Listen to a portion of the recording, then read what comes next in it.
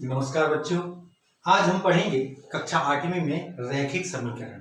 8वीं, 7वीं, 6वीं सभी कक्षाओं में रैखिक समीकरणों का उपयोग किया जाता है। उनको कैसे हल किया जाता है, अब सबसे पहले अपन ये देखें कि रैखिक समीकरण से मतलब क्या होता है। रैखिक समीकरण मतलब वह समीकरण जिससे के द्वारा हम एक सरल रेखा का निर्माण कर सकें। नंबर दूसरा, जिसमें चर की अधिकतम घात 1 हो, उसे हम रैखिक समीकरण कहते हैं। नंबर एक, जिससे एक सरल रेखा का निर्माण किया जाए। नंबर दूसरा, जिसमें चर की अधिकतम घात कितनी हो, 1 हो, वैसे समीकरण को हम क्या बोलते हैं, रैखिक समीकरण। तो रैखिक समीकरण हल करना मतलब इसमें जो चर आ रहे हैं उन चरों का मान ज्ञात करना। जो भी चर आ रहे हैं, चाहे x हो या y हो या z हो या अदर कोई भी चर लिखा जाए, चर वो राशियां कहलाती हैं जिनका मान निश्चित नहीं होता, और उन मानों को इस समीकरण के द्वारा ज्ञात करना है। तो देखते हैं, सबसे पहला सवाल लिया हमने x धन 4 बराबर 9। x धन 4 बराबर 9, इसको हल करते हैं। हल x धन 4 बराबर 9। यहां पर हम पक्षांतर विधि का उपयोग कर रहे हैं। पक्षांतर मतलब एक पक्ष से राशियों को दूसरे पक्ष में लेकर के जाना है। अब कैसे ले जाते हैं ये भी समझें। यहां पर चर राशियों को एक पक्ष में और अचर राशियों को एक पक्ष में रखा जाता है। चर राशियों को एक पक्ष में और अचर राशियों को एक पक्ष में रखा जाता है। इधर पर फिर से देखें, चर वे मान कहलाते हैं जिनका मान निश्चित नहीं होता, और अचर वे मान है जिनका मान निश्चित होता है। जैसे अंकों में जो संख्या लिखी जाती हैं 9, 4, 6, 5, 3, 2, 1, ये क्या कहलाएंगी, अचर राशि। और x, y, z, का, खा, गा, इस प्रकार के अंकों को अपन चर बोलेंगे। तो यहां पर देखें, एक ही चर है, x धन 4 बराबर 9, यानी x में 4 को जोड़ा गया तो कितना आया, 9। पढ़ेंगे तो हल करने में सरलता जाएगी। x में 4 जोड़ा गया तो कितना आया है, 9। हमें निकालना है अब x का मान।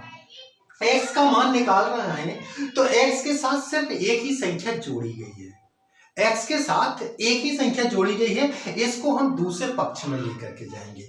तो जिस प्रक्रिया के द्वारा ये चर के साथ जोड़ना, घटना, गुणा या भाग, जो भी प्रक्रिया दी गई है, ठीक इसके विपरीत चिन्ह को लेकर के हम दूसरे पक्ष में संख्याओं को ले जाते हैं। ये कहलाता है पक्षांतर करना। तो देखिए इधर पर x धन 4, x के साथ 4 जुड़ रहा है, x के साथ 4 जुड़ रहा है तो दूसरे पक्ष में जाएगा तो ये घटने लगेगा।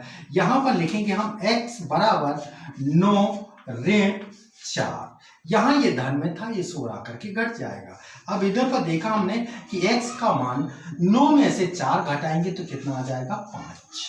ये पहला सवाल आपका हल। दूसरे को देखें, यहां लिखा हुआ 3x ऋण 5 बराबर 7। इसको भी लिखा हमने हल, 3x ऋण 5 बराबर 7। प्रक्रिया वही, 3x पहले पूरा पढ़ें, 3x ऋण 5 मतलब ये घट रहा है, दूसरे पक्ष में जाएगा तो जुड़ जाएगा, अर्थात इधर आएगा 3x बराबर 7 धन 5। अब 7 और 5 जुड़ेगा 12 हो जाएगा। यहां पर 3 और x का क्या हो रहा है, गुणा। 3x, x का 3 के साथ गुणा, x का 3 के साथ गुणा। तो इधर पर हम गुणा वाली संख्या को जब दूसरे पक्ष में ले जाएंगे तो ये भाग में चली जाएगी। तो यहां पर देखिए हम x बराबर आएगा, ये 7 और 5 12 होगा, 12 में 3 का भाग गया, 3 एकम 3 और 3 चौके 12। इधर पर x का मान आ गया आपका 4।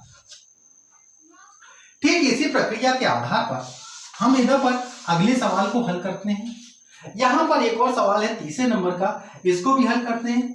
पढ़े इस सवाल को, 3y बटे 4, 3y बटे 4 बराबर 6। 3y में 4 का भाग हो रहा तो कितना आ रहा है, 6। अब इसको जब अपन पढ़ेंगे उसी के अनुसार पक्षांतर करने की प्रक्रिया भी मिल जाएगी, किस राशि को हमें पहले अलग करना है। 3y बटे 4, सबसे दूरी पर बोली जाने वाली संख्या कौन सी आई, 4। तो 4 को सबसे पहले अलग किया जाए। इधर से 4 क्या कर रहा है, y के साथ भाग कर रहा है, तो अपन इधर पर इसको पक्षांतर करेंगे तो काय में चले जाएगा, ये गुणा में। 3y बराबर 6 गुणा 4 हो गया। अब इधर पर 3 और y का गुणा होने लगा तो y बराबर 6 गुणा 4 अर्थात 24 बटे 3 हो गया। 3 एकम 3 और 3 अट्ठे 24, 8 बार ये कट गया तो y का मान कितना आ गया 8। y का मान 8 रखने पर उसका मान जब अपन हल करेंगे इधर पर तो 8 तिहाई 24, 24 में 4 का भाग देंगे 6 आ जाएगा। ये चेक किया जा सकता है। यहां पर देखें ये थोड़ा सा अलग सवाल लिया है, इसमें दोनों पक्षों में चर हैं, एक पक्ष में नहीं है। तो ऐसी स्थिति में जब चर दोनों पक्षों में आ जाए तो चरों को एक पक्ष में लेकर के आया जाए और अचर को एक पक्ष में। बस तो उनके चिन्हों का ध्यान रखा जाए कि जब हम एक पक्ष से दूसरे पक्ष में राशि को ले जाते हैं तो उनके चिन्हों में परिवर्तन होता है, चिन्ह अपने से विपरीत में आते हैं। तो यहां पर देखा हल 3x ऋण 3 बराबर x धन 5। अब इधर पर देखें दो चर हैं, एक साइड 3x दूसरी साइड x। इधर पर एक साइड ऋण 3 दूसरी साइड 5।